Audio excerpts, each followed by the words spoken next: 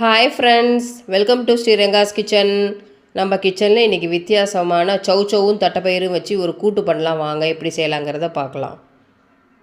ஒரு கடாயில் கொஞ்சமாக தட்டைப்பயிறு எடுத்துருக்காங்க.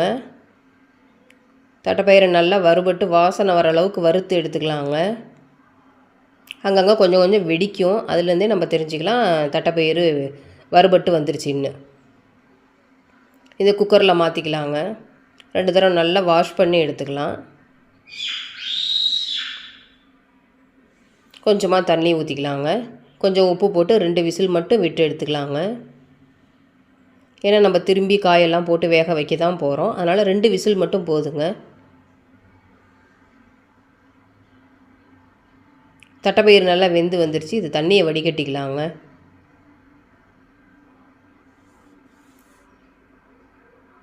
இதில் கொஞ்சமாக பாசிப்பருப்பு ஊற வச்சுருக்காங்க. ஒரு அரை மணி நேரத்துக்கு முன்னாடி ஊற வச்சேன். அதையும் இதிலே சேர்த்து விட்டுக்கலாம்.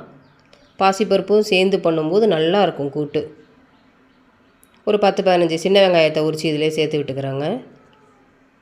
சௌச்சௌவை சின்ன சின்னதாக கட் பண்ணி இந்த மாதிரி சேர்த்து விட்டுக்கலாம். ரொம்ப பொடியாக வேணாம், நார்மல் சைஸில் இருந்தால் போதுங்க.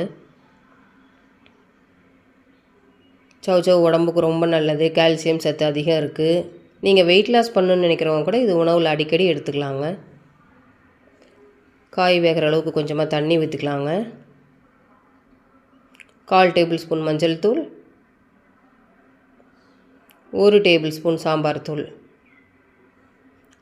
கூட்டுக்கு தேவையான அளவு உப்பு சேர்த்து விட்டுறலாங்க. ஒரு தடவை நல்லா கலந்து விட்டுருங்க. விசில் போட்டு 2-3 விசில் விட்டு எடுத்துக்கலாங்க. காய் நல்லா வெந்து வந்துருச்சு. இப்போ நம்ம தாளிப்பு ரெடி பண்ணிக்கலாம்.